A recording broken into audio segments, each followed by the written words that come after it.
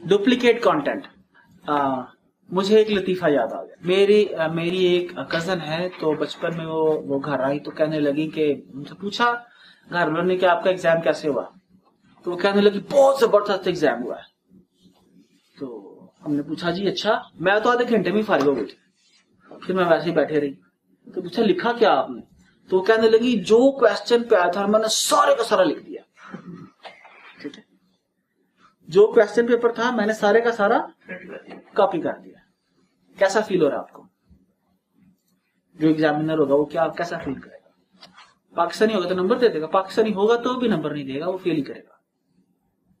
देखिए ये आप ज़हन में रखिएगा कि जब भी कोई शख्स आपकी वेबसाइट के ऊपर आता है, वो क्यों आता है? For a solution of a problem. आया उसको जीन्स लेनी है, सर्जिकल इंस्ट्रूमेंट्स लेने हैं, लेदर जैकेट लेनी है, किल्ट लेनी है, उसको अपने क्लब के लिए कोई स्पोर्ट्स इक्विपमेंट चाहिए, ठीक है, या वो रिसर्च कर रहा है किसी टॉपिक के ऊपर, क्यों आएगा? आपकी साइट के ऊपर आएगा। अब हुआ ये कि आपने उसका टाइम जाया कर दिया, आपने अपनी वेबसाइट एक बिल्ड कर दी, क्या बहुत सारी जगहों से, एक तो कंटेंट कॉपी करके, ठीक है, और उसके बाद उसको अपनी ही वेबसाइट पर डुप्लीकेट करके। मसलन आपने अपनी वेबसाइट के ऊपर 10 प्रोडक्ट्स लगाई हुई हैं, कितनी? 10 प्रोडक्ट्स, और 10 प्रोडक्ट्स की डिस्क्रिप्शन सेम है, तो क्या होगा? डुप्लीकेट हो गया ना। मतलब क्वेश्चन ये है कि 10 क्यों लगाई हैं। मैं इसको और आसान एग्जांपल में आपको समझा देता हूं। आप बाजार में शॉपिंग करने तो जाते हो, सूट लगे होते हैं और क्या उसका नाम है, चप्पलें भी लगी होती हैं।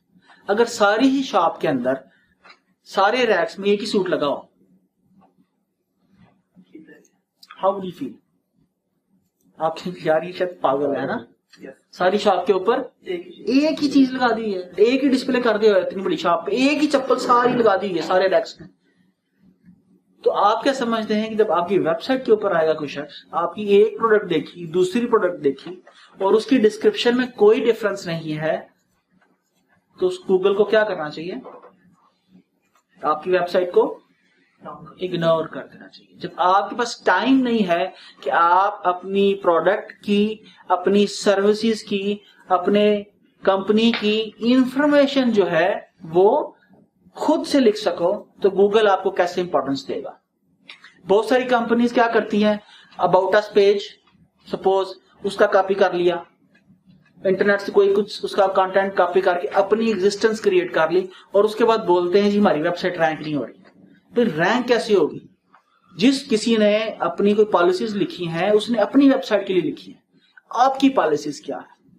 चले मान भी लिया आपने 1-2 पेज कॉपी कर लिया और बाकी कंटेंट आपने खुद क्रिएट कर लिया, लेकिन अगर आपने सारे का सारा नंबर 1 कॉपी किया और उसके बाद उसी को डुप्लीकेट किया, तो उस सूरत के अंदर आपकी वेबसाइट इंटरनेट पे मौजूद हो या ना हो उसकी कोई हैसियत। गूगल वेब मास्टर टूल्स के अंदर अगर हम लोग आते हैं तो गूगल वेब मास्टर टूल के अंदर आप देखिए very specifically, this is very very very very important factor. आप ये देखें, उसने डुप्लीकेट मेटा डिस्क्रिप्शन 28, यानी 28 पेजेस हमारी वेबसाइट के ऊपर, अपनी वेबसाइट के ऊपर ऐसे हैं जिनकी जो डिस्क्रिप्शन है वो क्या है? डुप्लीकेट है।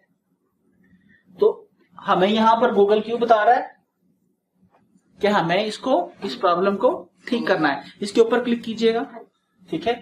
इवन हम लोगों को गूगल ने वो सारे के सारे पेजेस भी बता दिए, तो ये आपके सामने पेजेस खोल के दिखाना ये मकसूद था कि कितना डीपली गूगल हमारी इंफॉर्मेशन को स्टडी करता है और कितना सीरियसली स्टडी करता है। तो हमें भी उतनी ही सीरियसली अपनी वेबसाइट के ऊपर तवज्जो देनी चाहिए। Thank you.